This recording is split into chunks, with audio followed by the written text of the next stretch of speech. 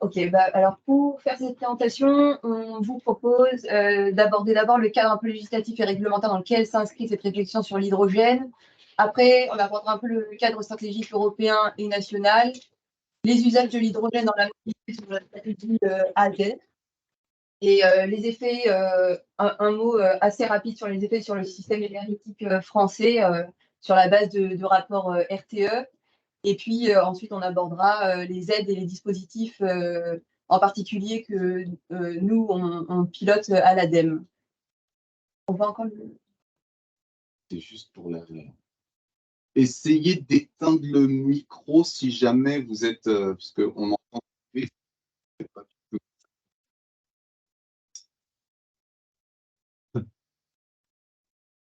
Donc, le principe, donc on est sur la première partie. Donc, dans quel cadre législatif et réglementaire donc s'inscrit cette réflexion, si vous avez quelques éléments? Oui, alors sur le cadre européen, pour quelles raisons est-ce qu'on va réfléchir l'hydrogène pour les transports? On a eu un ensemble de normes qui nous y invitent. On a eu le vote du Parlement dernièrement, en février dernier, sur l'interdiction de la vente des véhicules électriques thermiques à l'horizon 2035. C'est une proposition à la base du Fit for 55, et donc aujourd'hui c'est voté. Mais c'est pour les véhicules, donc petits véhicules. Pour les véhicules lourds, alors on a en ce moment la proposition révision du règlement qui établit les standards sur les émissions de CO2 pour tous les nouveaux véhicules lourds immatriculés. Qu'est-ce qu'elle prévoit, cette révision? C'est de diminuer de 90% par rapport à 2019 les émissions de CO2 pour tous les nouveaux véhicules.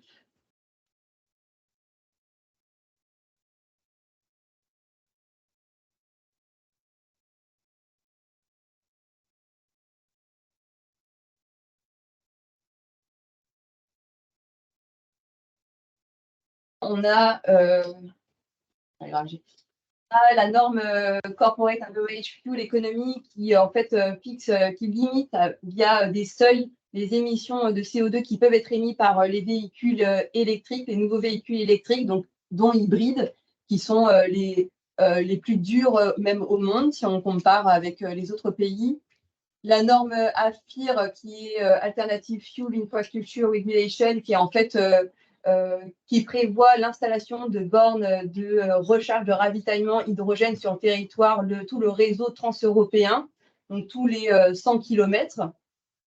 On a également en ce moment le réexamen, la révision de la directive sur la décarbonation du marché de l'hydrogène et du gaz qui agit surtout sur la création des conditions de mise en concurrence sur le marché et les infrastructures d'hydrogène, et puis aussi qui va permettre la réutilisation de certaines infrastructures pour la distribution de l'hydrogène qui servent aujourd'hui au gaz naturel pour l'hydrogène.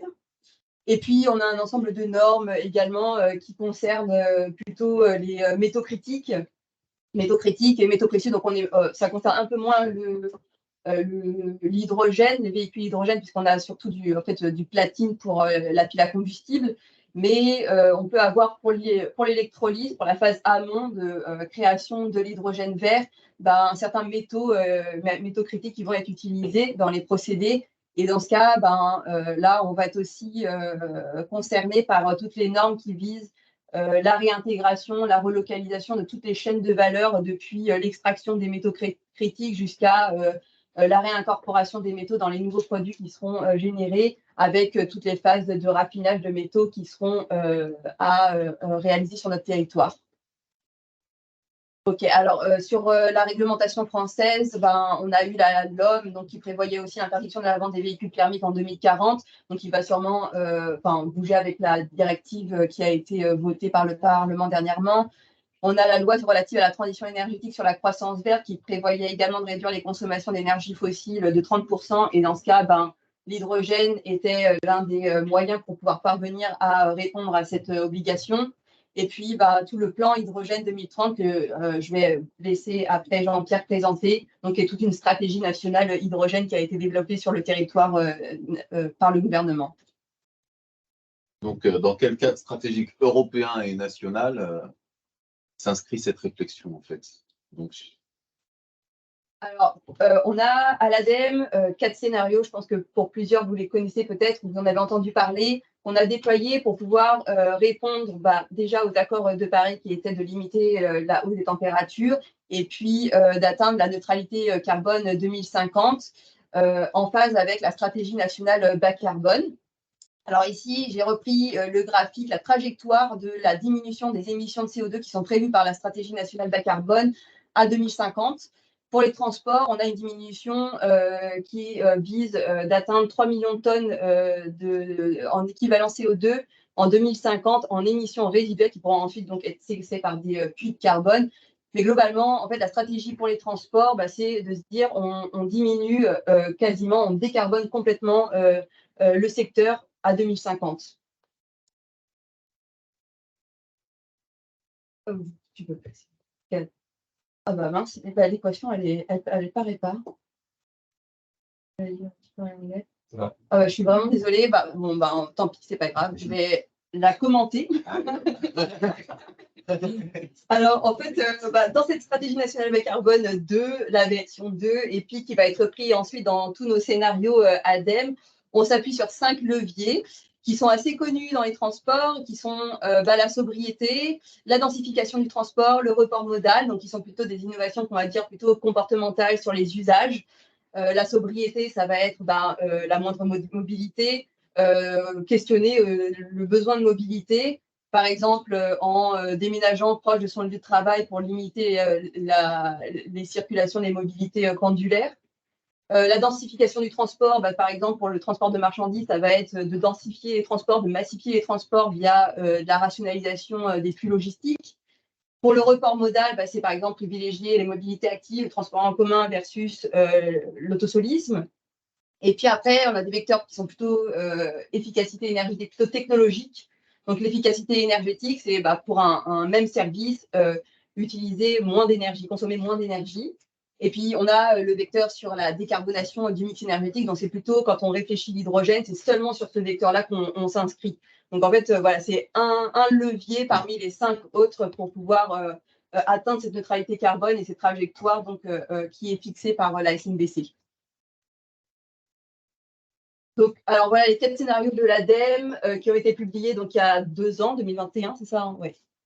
2021. Et alors, pour les dessiner vraiment à grands traits, parce que je n'ai pas le temps de tout définir, toutes les hypothèses qui sont fixées à la base de ces modèles, mais globalement, la logique, c'est que plus on va vers le S1 et plus on fait les paris plutôt sur les innovations qui vont être comportementales et les usages. Donc, en fait, plutôt jouer sur la sobriété, la frugalité.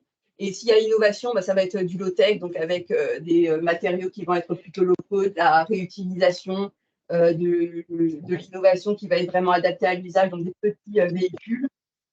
Et puis on va vers le S4 et puis on fait le pari plutôt technologique, donc qui pose des hypothèses qui sont encore assez incertaines, puisqu'on a le développement par exemple de machines de stockage de carbone.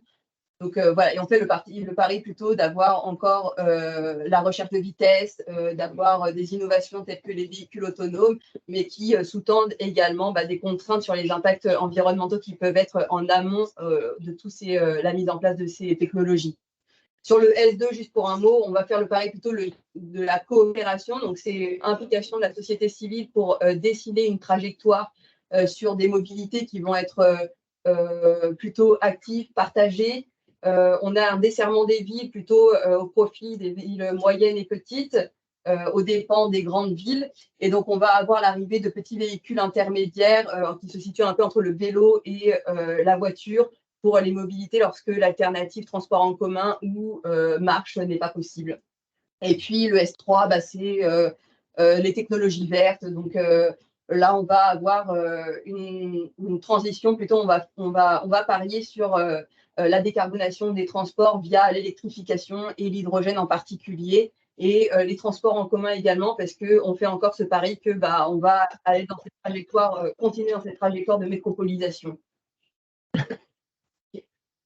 Donc là, si si je croise les 2 dernières slides qui étaient les 5 leviers avec nos 4 scénarios, on voit globalement que le S1 va faire plutôt le pari sur les usages, Donc, sobriété, frugalité, et puis on va vers le S4, et puis on va jouer sur l'efficacité énergétique et l'intensité carbone. Donc, la FCEV, donc petite explication, et pour quels usages? J'ai repris le terme, excusez-moi, anglo-saxon, parce que en fait, il est dans tous les graphiques que je vais réutiliser. Souvent, en fait, il est utilisé, donc c'était pour pas utiliser deux acronymes différents, mais c'est Fuel Cell Electric Vehicle, qui est en fait véhicule électrique, pile à combustible. Voilà, désolé. Et pour le véhicule électrique, j'ai mis BEV, c'est pour le véhicule électrique batterie. Voilà, c'est juste bon. Alors, quand on réfléchit la nécessité d'avoir, enfin, l'opportunité d'avoir de l'hydrogène pour les transports, on essaye de mettre en balance les opportunités et les inconvénients, les désavantages. J'en ai fait une petite synthèse ici qui est, alors, les avantages, qu'est-ce qu'on y voit pour l'hydrogène, pour les transports? C'est que à l'échappement, on n'a pas d'émissions NOx ni gaz à effet de serre. C'est un véhicule qui va être assez silencieux. On a une autonomie également qui est assez importante. Comparativement à l'électrique. Un temps de recharge qui est assez rapide également, 3 minutes pour 5 kg d'hydrogène et 1 kg étant égal à 100 km. On a une énergie bas carbone grâce au mix énergétique français. Donc aujourd'hui, on obtient de l'hydrogène vert essentiellement via de l'électrolyse, mais aujourd'hui, c'est pas, enfin, la production d'hydrogène vert, par exemple, une très très faible part de l'hydrogène qui est produit sur notre territoire, c'est plutôt via du vaporéformage. Et donc, on a des émissions des CO2 qui sont vraiment importantes. Néanmoins, on a un mix énergétique français qui nous permettrait d'obtenir de l'hydrogène qui est dit bas carbone. Et donc, bon, il y a un fort potentiel, on va dire. C'est une variable potentiellement d'ajustement du réseau électrique, mais là, je laisserai Jean-Pierre en parler. Et puis, voilà, on a aussi plusieurs déjà innovations ou des progrès qu'on enregistre sur les 10 dernières années avec une critique qui était souvent faite sur l'hydrogène, c'est qu'il est très volumineux, mais on a une densité de puissance qui a été augmentée de plus de 2 dans les 10 dernières années, une densité volumique multipliée par 3 et un coût aussi réduit sur la production. Là, je parle juste de la production d'hydrogène. Voilà. Néanmoins, il y a beaucoup de contraintes à l'hydrogène. C'est qu'il a un mauvais rendement énergétique, je vais en parler après. Il y a des impacts environnementaux et climatiques qui ne sont pas anodins et qui sont à considérer aussi du puits à la route en ACV et qui ne rentrent pas forcément dans les considérations parfois de la Commission européenne. De l'origine de bas carbone de l'électricité. Donc pour la France, ça fonctionne, mais ça ne fonctionne pas forcément au niveau européen et au niveau mondial. Et puis, la production d'hydrogène via de l'électricité nécessite une grande quantité d'énergie. Et si on voulait, par exemple, on réfléchissait à la transition de l'ensemble de nos véhicules via de l'hydrogène, on ne serait pas en mesure d'absorber le besoin d'énergie nécessaire pour le produire. Et il nous faudrait forcément investir dans des énergies renouvelables, puisque les EPR pourraient être mis en place qu'à partir de 2035-37 si on n'avait pas de problème dans leur mise en œuvre. On a encore des prix élevés sur la production d'hydrogène, sur la distribution, parce que voilà, on n'est pas encore, on n'a pas les infrastructures. Et puis sur les CAPEX, on est encore très très élevé parce que la filière constructeur, elle n'est pas encore développée et on n'a pas de rendement également sur la filière. Voilà, je ne vais pas parler des autres. Alors, ce qui fait que tous ces inconvénients font que globalement, l'alternative plutôt électrique-batterie est plus opportune pour la transition de nos véhicules comparativement à d'autres, comparativement à l'hydrogène. Dans tous nos scénarios, alors juste une présentation, en fait tout ce qu'on a à gauche, c'est tout ce qui concerne le transport de voyageurs, au milieu marchandises et ensuite à droite plutôt l'aviation. On a toujours pour chacun en 2015 notre base de référence et puis TEN, c'est tendance business as usual. Si on continue dans notre tendance, comment est-ce qu'on pourrait imaginer la transition énergétique de nos transports? Et après, on a les scénarios S1, S2, S3, S4.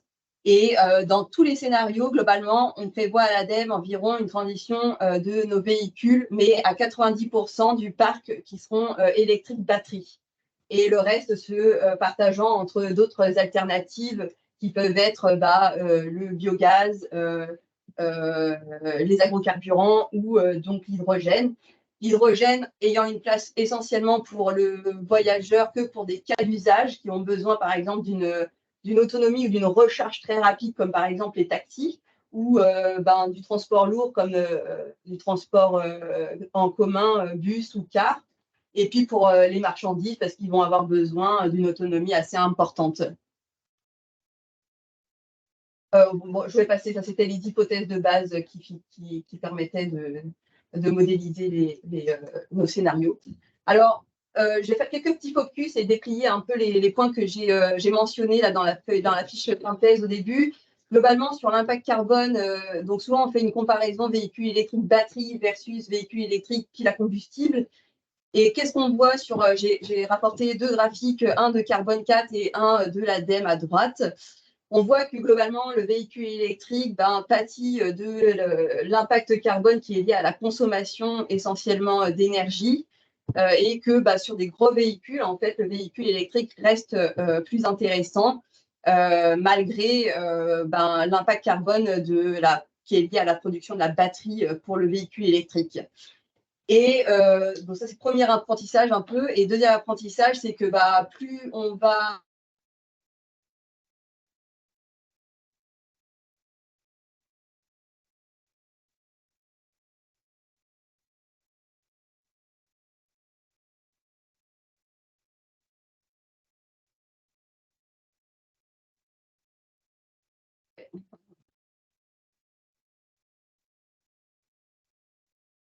on n'impactera pas mon tempérament.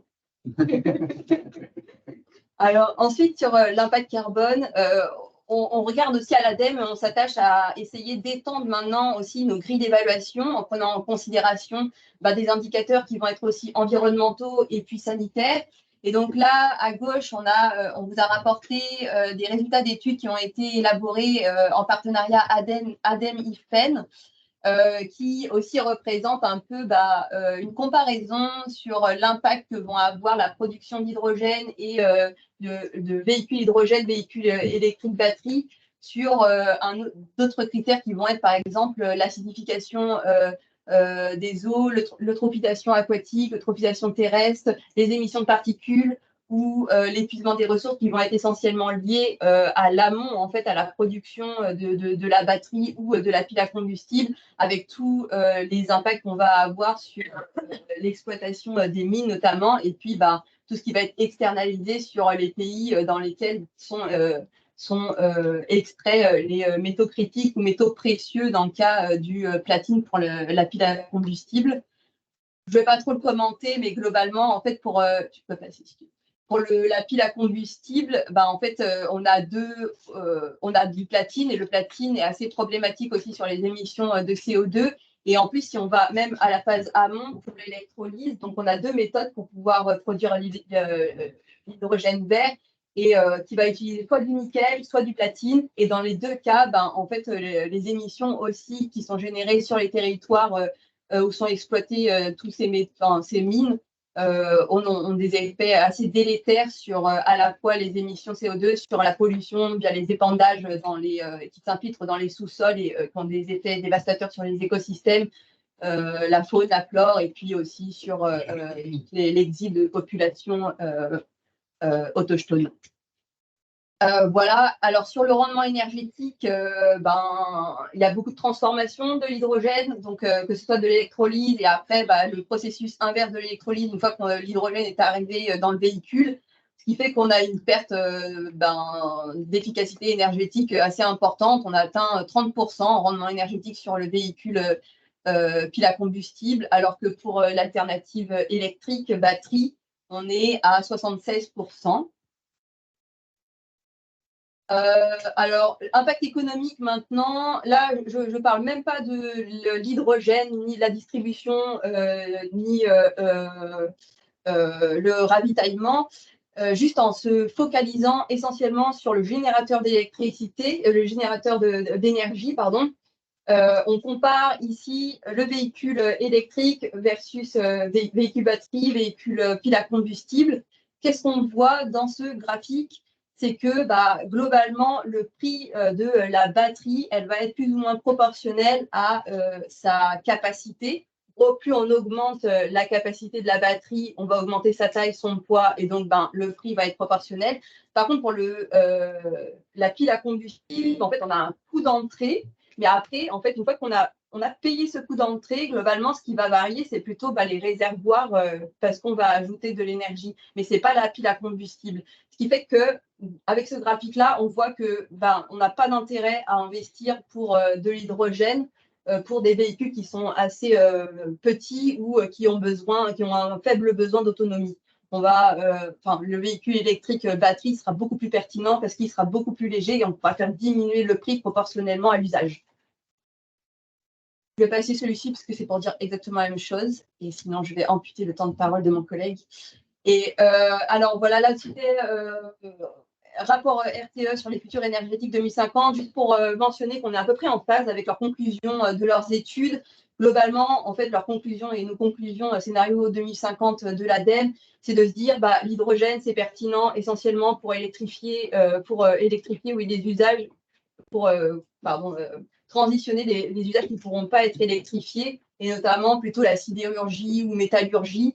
Et pour les transports, on sera vraiment que sur cas d'usage, transport routier, éventuellement du ferroviaire. Nous, on a quelques rapports qui modèrent un peu ces conclusions-là. Et puis, transport aérien et transport maritime. Alors, eux prévoyaient ça. Nous, on est beaucoup plus modérés sur cette conclusion. Mais je laisserai ces 3 questions pour les questions, puisque je laisse la parole à mon collègue. Tu peux passer les 3 prochaines slides. Ouais. Donc, pour passer la parole justement à Jean-Pierre Arinck, donc quel impact du développement de la filière hydrogène vert sur le système électrique français? Oui, merci. Tout d'abord, je vais parler un petit peu d'hydrogène avant de parler du système électrique. Dire qu'en effet, l'hydrogène, c'est quand même un gaz qu'on connaît et qu'on utilise depuis longtemps, découvert au XVIe siècle. Appellation hydrogène par Lavoisier, en fait, ça vient c'est du gaz qui produit de l'eau, hydro comme eau, et gène comme générateur. Et en fait, depuis le XIXe siècle, il est utilisé dans le secteur industriel essentiellement. Au niveau mondial, donc, on a une consommation qui est de l'ordre de 50 millions de tonnes par an, avec des usages industriels principalement, donc, notamment pour faire de l'ammoniac, également utilisé pour faire du raffinage d'hydrocarbures, et puis également pour faire de la synthèse de méthanol. Donc, au niveau des émissions de gaz à effet de serre, ça représente 2%, donc c'est assez limité, des émissions de gaz à effet de serre, mais ça a quand même un impact faut quand même le mesurer. Donc actuellement, comme l'a dit Dorine, en fait, l'hydrogène est essentiellement produit à partir d'énergies fossiles. Donc c'est essentiellement à partir de gaz, de charbon ou de pétrole. Et il est transporté, une fois qu'il est produit, il est transporté soit par pipe, mais aussi beaucoup par véhicule thermique. Donc on a également un impact du transport d'hydrogène. Et ce qu'on souhaite faire, en fait, c'est transformer la production d'hydrogène, qui est actuellement très carbonée. Donc là, vous avez le poids carbone de l'hydrogène qui est produit à partir, par exemple, du gaz naturel, donc à travers du vaporéformage. Donc on a 11 kg de CO2 par kilo d'hydrogène. Et l'objectif, en effet, c'est passer sur une technologie d'électrolyse ou de gazéification qui est nettement moins impactante en termes d'émissions de gaz à effet de serre. Puisque là, on est entre 0,45 et 2,77 kg de CO2 par kilogramme d'hydrogène produit selon la fourniture d'électricité pour l'électrolyseur.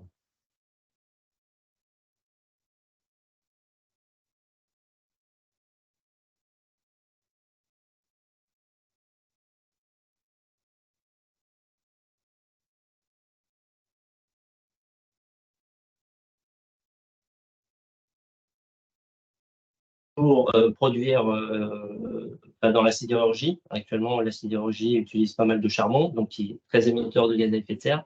Et donc là, ce serait de partir sur des nouveaux procédés en utilisant notamment l'hydrogène qui permettrait de réduire de manière assez importante aussi l'impact de CO2 sur la production de ces matériaux-là. Les nouveaux usages, donc on attend sur l'hydrogène, c'est la mobilité. Bon, tu l'as dit, Dorine, donc il y a quand même un certain nombre d'avantages en termes d'autonomie, à peu près équivalente à ce qu'on a actuellement sur les moteurs thermiques, remplissage rapide, versus batterie électrique qui met quand même un certain temps à être rechargée. Non polluant, lorsqu'on regarde en effet l'échappement. Et puis également par rapport aux batteries, c'est-à-dire qu'on a un poids et un volume qui est assez raisonnable. Alors, volume raisonnable, et ce qu'il faut savoir en effet, c'est que l'hydrogène, ça prend beaucoup de place. Donc, il faut le comprimer un maximum pour que ça prenne un volume acceptable dans les transports. Évidemment, pour des poids lourds, on est sur 700 bar, donc on est quand même sur des pressions assez élevées. Et puis également, donc, il y a un nouvel usage qui pourrait être utilisé, enfin, qui pourrait se développer pour l'hydrogène, c'est une aide au réseau électrique. Donc, comme tu disais, dans le rapport RTE, en effet, apparaît l'utilisation d'hydrogène à horizon 2040 pour venir en soutien du réseau électrique. Parce que pourquoi, en fait, l'hydrogène, c'est un vecteur énergétique qui permet de stocker de l'électricité. On va transformer l'électricité en hydrogène et ensuite on va utiliser l'hydrogène pour produire de l'électricité. Et donc, ça pourrait permettre en effet d'assurer un approvisionnement électrique, notamment en période d'hiver. On peut avoir des pointes de production et en effet, il faut plus de production. Ça peut également permettre, en mélangeant avec du gaz naturel, de verdir une partie de la consommation en utilisant une infrastructure déjà existante, les infrastructures de gaz qui sont assez développées. Petit graphe quand même en haut à droite qui montre que par rapport à, là c'est l'impact des émissions de CO2 pour un véhicule utilitaire. Donc, à gauche, vous avez le véhicule diesel. Donc là, on prend en compte la fabrication des véhicules, mais également les rejets de CO2 pendant son utilisation. On voit que si on utilise un véhicule à hydrogène, mais dont l'hydrogène est produit à partir de vaporéformage, du gaz naturel, en fait, on voit qu'on a une très légère diminution des émissions de gaz à effet de serre, mais qui ne sont pas très importantes. Donc, on voit que si on bascule en fait d'un véhicule diesel sur un véhicule hydrogène qui est alimenté par l'hydrogène produit par gaz naturel, en fait, l'impact est quasi nul en termes d'émissions de gaz à effet de serre. Donc, il faut absolument passer sur de l'hydrogène vert ou bas carbone pour avoir un impact significatif. Donc, sur l'apport sur le réseau électrique, dans le rapport de RTE, en effet, apparaît un besoin selon les scénarios, donc il pourrait être de l'ordre de plusieurs dizaines de térawattheures à partir de 2040 pour venir soutenir le réseau électrique. Et on voit très bien, en effet, sur le graphe en bas à gauche, qu'il y a des besoins de stockage qui vont apparaître, c'est-à-dire qu'en effet, en hiver, il va falloir des besoins d'hydrogène plus importants. Et que si en effet on a beaucoup de production, notamment à partir de photovoltaïque, en hiver, c'est pas là où on va produire le plus. Donc il va falloir produire en été de l'hydrogène qu'on va devoir stocker pour ensuite être utilisé en hiver et produire de l'électricité. Donc c'est pour ça qu'actuellement on a quand même des capacités de stockage qui sont assez limitées. Vous avez quelques stockages. Il y en a un qui est quand même connu sur Manos, qui est actuellement utilisé pour stocker du gaz. C'est une qualité saline de Manos. Il y en a également quelques-unes du côté de Lyon, mais elles sont quand même insuffisantes par rapport aux besoins qu'il faudrait à horizon 2040 si on souhaite développer ce type de technologie. Je peux passer à la slide suivante. Alors non, il y avait peut-être non, tant pis. Il manque une diapo, en fait, qui était en effet, donc, pour pouvoir stocker l'hydrogène, en fait, il y a également des projections de développer des réseaux de transport de l'hydrogène. C'est juste après, peut-être. C'est juste après, voilà. Donc, c'est développer des réseaux de transport de l'hydrogène.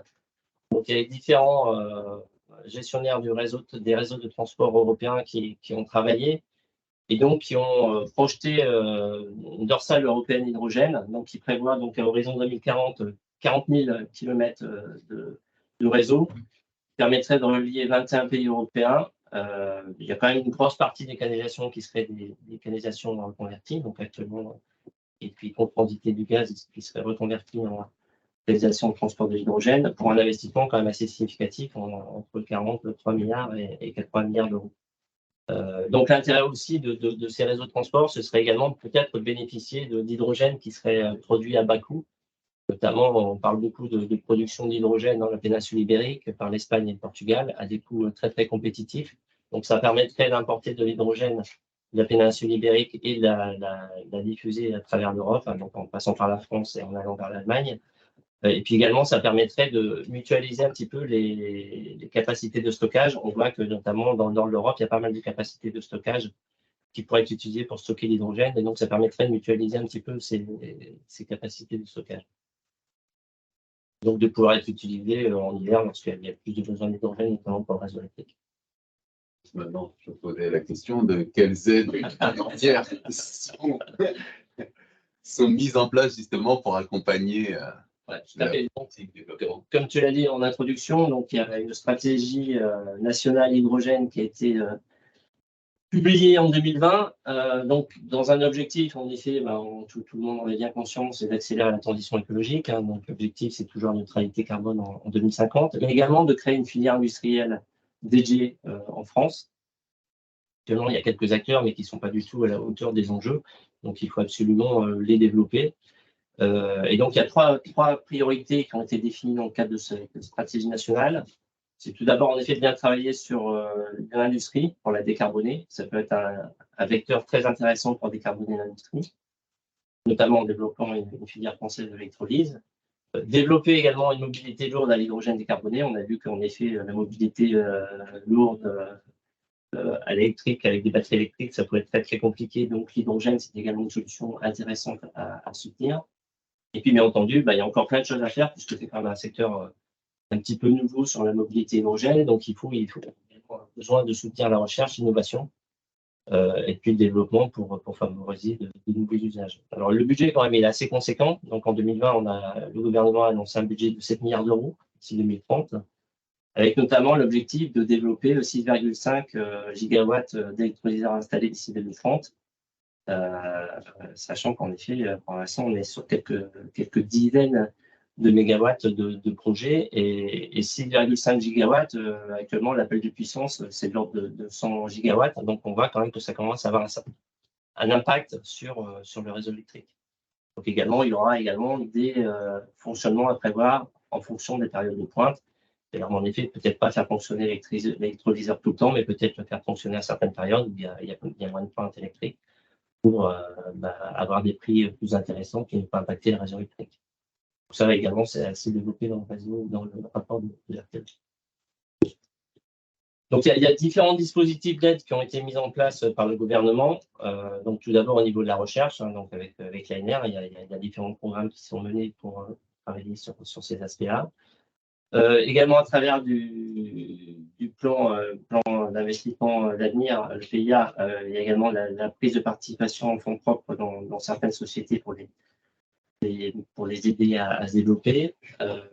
Également des aides assez importantes dans le cadre de l'industrialisation au niveau de l'Europe, donc à travers l'IPCEI, c'est l'hydrogène. Donc l'année dernière, il y a une dizaine de projets qui ont été retenus par l'État et l'Union européenne. Donc, pour développer en effet des électrolyseurs plus performantes, des nouveaux réservoirs, des nouvelles piles à combustible, également des nouveaux véhicules hydrogène.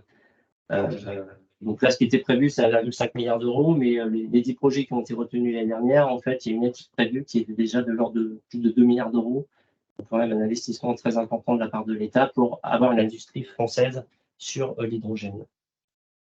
Également, sur les ENI, il y a un guichet qui est prévu par l'ACRE pour aider le développement de l'hydrogène.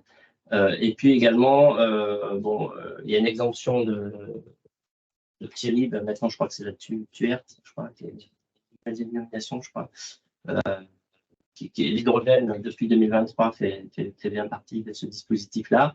Et puis également, ce qui est prévu, c'est un dispositif qui actuellement n'est pas actif, c'est un dispositif de soutien à l'OPEX, sur l'aide au fonctionnement pour l'utilisation de l'hydrogène. Donc, il devra intervenir peut-être d'ici la fin de l'année ou l'année prochaine, on ne sait pas encore trop bien, en tout cas, sans réflexion au niveau des ministères. Et il y a 2 dispositifs qui sont portés par l'ADEME. Donc, c'est au niveau de l'innovation, il y a un appel à projet qui s'appelle PIC technologique et démonstrateur hydrogène, donc qui a été lancé depuis 2020, qui vient d'être lancé là sur 2023. Je expliquerai les détails un petit peu plus après. Et puis également un appel à projet écosystème territoriaux hydrogène qui a été lancé depuis 2018, reconduit en 2021 et qui est également reconduit cette année en 2022. Je vais également développer juste après. Donc, les premiers écosystèmes territoriaux qu'on a pu accompagner à travers les 2 appels à projets, donc ça a permis d'accompagner 35 écosystèmes depuis 2018. Donc, sur la droite, là, vous avez la carte des différents écosystèmes qu'on accompagne au niveau du territoire français. Ça représente une capacité de production d'hydrogène de l'ordre de 81 MW, ce qui représente à peu près 11 000 tonnes d'hydrogène par an. Pour l'instant, il y a très peu d'installations en fonctionnement. Elles sont en cours de construction. On s'aperçoit que ça prend du temps. Il peut y avoir quelques problèmes techniques. Donc, ça prend un peu plus de temps que prévu, mais en tout cas, il y a quand même des installations qui sont dans les tuyaux. Déjà, ce qu'on peut observer sur les premiers écosystèmes, notamment sur l'exploitation des premiers bus et véhicules légers, c'est que d'une manière globale, c'est satisfaisant. Les véhicules fonctionnent plutôt bien, même en termes de consommation et d'exploitation. Pour l'instant, c'est plutôt sur des écosystèmes privés, donc pas ouverts à tout le public, mais ça commence à arriver. Le problème, en effet, c'est que pour l'instant, notamment sur les véhicules lourds, on a une offre constructeur qui est très limitée, mais qui commence à arriver. Et pour l'instant, en effet, les prix sont assez élevés. Donc, on attend, à travers cette expérimentation, en fait, de tester le fonctionnement de ces véhicules, voir si l'écosystème fonctionne bien en termes de production, d'approvisionnement, de distribution et d'utilisation de ces véhicules hydrogène. Et ensuite, on espère en effet une baisse des coûts rapide avec la montée en production de ces équipements-là. Également à noter, c'est qu'il y a également une filière du rétrofit hydrogène, donc de passer de véhicules diesel à des véhicules hydrogène qui est en cours de constitution et qui peut en effet très bien se positionner. Alors, le prix de vente à court terme de l'hydrogène, on le maintient à 9 €, même si en effet on sait qu'actuellement il est plus élevé que ça. Donc, on pense en effet qu'on peut y arriver, notamment en développant des contrats d'achat d'électricité via des corporate PPA, donc en faisant de l'achat sur des productions d'énergie renouvelable sur du long terme, ce qui permettrait d'avoir des coûts d'électricité moins chers. On sait en effet que le coût de l'électricité, c'est quand même une composante importante dans le prix de l'hydrogène qui est produit. Donc, juste au niveau du graphique, là, vous avez un petit peu le nombre de véhicules qui ont été élevés. Donc, c'est plus de 2300, 2400 pratiquement véhicules légers qui ont pu être aidés dans le cadre de ces appels à projets. Et sur les véhicules lourds, en fait, on a pas mal de bus. Il y a également des camions, quelques bennes à ordures ménagères également qui vont se développer, et puis également des écotaxis.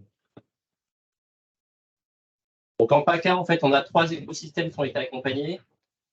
Le premier s'appelle Diamed Rise, donc qui est développé par Air Liquide. Donc il y a une quinzaine de jours, il y a eu l'inauguration de la première station hydrogène qui a été inaugurée donc à Fos. Et donc en fait, Air Liquide en fait là, récupère de l'hydrogène qui est coproduit sur le site de Cameroun à Fos-sur-Mer, donc le purifie et donc le distribue sur cette station, sachant qu'il y a également notre station de distribution qui est prévue d'ici 2025 à Saint-Provence. Et donc l'objectif, c'est d'avitailler une trentaine de camions de 44 tonnes sur ces 2 stations de distribution. Le deuxième projet, c'est le projet qui est porté par Engie avec la CCI, VAR et d'autres partenaires. Donc, il y a pour objectif de développer 2 sites de production par électrolyse à Tignes et la Seine-sur-Mer, donc pour à peu près 6 MW, avec 2 stations de distribution. Et donc, d'avitailler également des camions 44 tonnes, des bus, des bateaux de 12 passagers. Et également, ce qui était prévu, c'était une navette maritime de 200 passagers, mais je crois qu'il y a quand même des difficultés sur cette navette maritime, donc je ne suis pas sûr qu'elle retrouve. Également, mon dernier projet pour PACA, c'est un projet donc, qui se situe sur l'agglo de Cannes, Pays de Reims, qui prévoit en effet une production par électrolyse de 3 MW, avec une station de distribution et puis également l'alimentation de 23 bus et de 9 bennes à ordures ménagères. Ça, c'était pour les projets de PACA. Bon, il s'avère que je travaille également sur Aura, que je souhaitais rapidement vous présenter également le projet un petit peu phare de la région Aura. projets Zéro Emission Valley, donc qui est porté notamment par la région, le conseil régional, donc qui a créé avec d'autres partenaires tels que Michelin, Engie, une société qui s'appelle Impulsion, et donc qui a pour objectif de déployer une vingtaine de stations de distribution d'hydrogène sur l'ensemble de la région, donc avec la mise en place d'électrolyseurs. Donc il y a 2 électrolyseurs qui sont prévus pour alimenter donc notamment essentiellement des usages de mobilité. Donc il y a plus de 80 véhicules lourds qui sont prévus.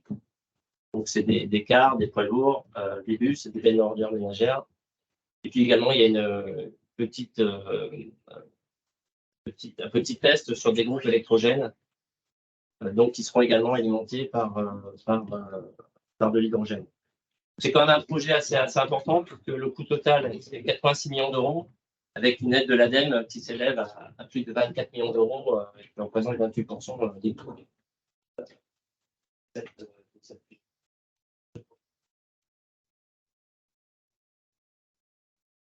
Je vous disais, l'appel à projet Briques Techno et démonstrateur hydrogène a été relancé au mois de mai, début mai, donc le 3 mai. Donc, il est prévu en effet que cet appel à projet se clôture fin décembre 2024. Donc, avec 3 relèves intermédiaires, un budget qui est de l'ordre de 250 millions d'euros d'ici 2024, donc quand même un budget assez conséquent. Donc, avec pour objectif donc d'aider les entreprises, mais également les laboratoires de recherche sur de l'innovation. Ça peut être soit de l'innovation de composants, ce qu'on appelle les briques technologiques, ou soit de l'innovation de systèmes un peu plus globaux pour améliorer les performances énergétiques des systèmes. Également, à travers ce dispositif, on peut aider des projets pilotes, donc des premières commerciales, donc innovantes, aussi bien sur l'industrie que sur des réseaux, et puis également pour la fourniture et localiser, la fourniture temporaire ou localisée de l'énergie. Également, possibilité de travailler sur la conception et démonstration de nouveaux véhicules hydrogène. Et puis, bien entendu, comme l'a dit Dorine, en fait, la production d'hydrogène a quand même un impact sur l'environnement, au-delà de la production de CO2. Donc, il peut également travailler sur ces aspects-là. C'est pour ça que, depuis cette année, est rentrée la possibilité d'aider des projets qui vont en effet travailler ces aspects-là, éco-conception et recyclabilité des matériaux utilisés. Donc là, les taux d'aide, je vous ai mis globalement, il varie entre 25 et 80%. Ça dépend si on a un laboratoire.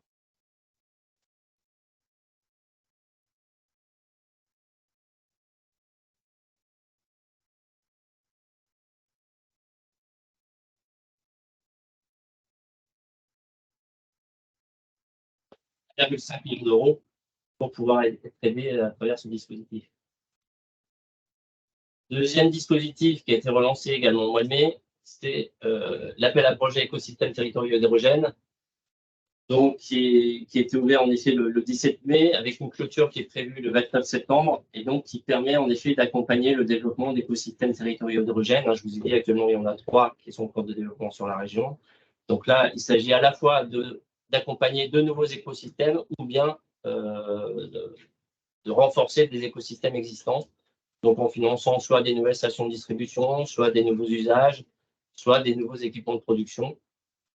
Alors là, je vous ai mis les différentes dépenses éligibles. Donc c'est à la fois la production, ça concerne l'électrolyseur, l'électrolyse de l'eau, avec des puissances unitaires qui sont supérieures à 2 MW, c'est-à-dire qu'on veut des équipements qui commencent à être assez importants. L'objectif aussi, c'est de baisser les coûts. Donc il faut qu'on massifie la production d'hydrogène par électrolyse. Également, une nouveauté, c'est la possibilité de financer des installations de pyrolyse et de gasification de la biomasse pour produire de l'hydrogène. Également éligible, les dépenses éligibles, tout ce qui est les équipements périphériques, les équipements de stockage et de conditionnement, les sous-stations de distribution d'hydrogène, et puis bien entendu tout ce qui est autour les études d'ingénierie, génie civil, des travaux d'installation. Et puis également, ça permet de financer l'achat ou la location de véhicules hydrogène. Donc là, j'ai remis les différents véhicules qui sont visés. Donc, ça parlait de Dorine tout à l'heure. Donc, les bus, les autocars, les bennes ordures ménagères, les camions, les véhicules utilitaires légers à usage intensif. Donc, il faut au minimum qu'il y ait une émission de plus de 250 km par jour, une fois par semaine.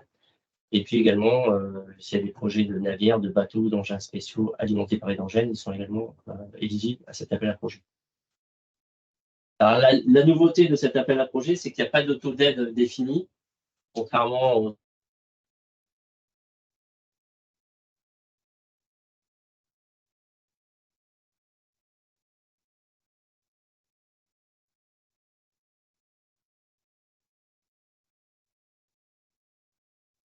concurrentielle, c'est le cas pour cet appel à projet-là. C'est-à-dire qu'en fait, c'est au porteur de projet de définir l'aide dont il a besoin pour réaliser le projet. Et en fait, les critères de sélection des projets, puisqu'en effet, on va classer les projets, ce sera notamment l'efficacité de l'aide en euros par tonne de CO2 évité, qui sera pour 70% la partie de la notation, et puis également 30% de notation qui sera relative à des externalités positives. En effet, si le site, si le projet se situe dans un bassin potentiel, donc on parle notamment de sites industriels, de zones logistiques qui en effet pour nous sont des bonnes cibles pour le développement de l'hydrogène. Il y aura en effet possibilité d'avoir jusque 10 points. Également, s'il y a des projets qui impliquent des collectivités, des PME ou des citoyens, également, il y aura possibilité d'avoir 7 points sur 100. Également, la nature renouvelable de l'hydrogène, entre l'hydrogène bas carbone et l'hydrogène renouvelable, il y a également un bonus de 7 points qui est donné. Et puis également, l'efficacité des usages mobilité, également, on va regarder les meilleurs impacts. C'est ce que tu disais tout à l'heure sur les 5 leviers. On va regarder ces leviers-là pour voir en effet quels sont les usages les plus efficaces. 6 points. Alors, il y aura 3 catégories pour sélectionner les projets, puisqu'en fait, on n'aura pas tout à fait les mêmes typologies de projets. Par exemple, un projet industriel, on n'aidera pas les usages, on aidera uniquement la production. Donc, il y a une catégorie spécifique pour les écosystèmes à usage industriel majoritaire, donc avec 20 millions d'euros qui sont prévus. Des écosystèmes à usage mobilité majoritaire pour 130 millions d'euros et également une dernière catégorie qui prévoit d'aider l'extension d'écosystèmes existants. Donc à ce moment-là, on ne va pas aider de nouvelles productions, mais on va aider des nouvelles stations de distribution et des nouveaux véhicules, donc pour une enveloppe de 25 millions d'euros. Voilà la police du temps. Oui, parfait, parce que ça te permet, j'ai plus qu'une slide. Et donc, bien entendu, pour aider les porteurs de projets à élaborer leur projet, on a également des aides à la décision, donc à la fois à travers des études d'opportunité, qui visent à accompagner les potentiels consommateurs d'hydrogène, donc que ce soit pour des usages de mobilité, d'industrie ou stationnaire, dans leur réflexion de décarbonation. Donc, en effet, ça peut être par exemple une EPCI qui, sur son territoire, regarde en effet est-ce qu'il y a déjà la production d'hydrogène, est-ce qu'il y a déjà des consommateurs d'hydrogène, est-ce qu'éventuellement il y a des potentiels de développement de l'hydrogène par rapport à mes usages ou par rapport aux usages des entreprises de mon territoire. Donc, déjà, ça permet de vérifier en effet s'il y a des profils pertinents sur le territoire. Et ensuite, une fois qu'on a déterminé ça, l'étude de faisabilité va permettre de dimensionner les infrastructures, donc de production, de distribution. Et puis également déjà de modéliser le modèle économique, puisque actuellement en effet on est quand même sur des surcoûts de l'hydrogène, donc il faut bien que la collectivité ou l'entreprise en ait conscience pour partir sur ce type d'utilisation. Et donc ces études-là, en fait, on peut les aider entre 50 et 70%, ça dépend de la structure demandeuse. Si c'est une collectivité, on peut aider les études jusqu'à 70% du coût des dépenses éligibles. Voilà, très rapidement, j'en ai terminé. Donc, c'est pas mal. On a tenu le timing. Donc, voilà. Donc, vous avez, à la fin, vous avez mis quelques documents qui, par rapport à des études qu'on a pu citer. Voilà, vous pouvez retrouver l'ensemble des liens si vous souhaitez approfondir certaines thématiques, les rapports RTE, les analyses de cycle de vie, etc.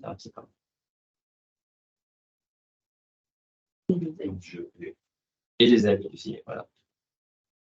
Je vais arrêter le partage.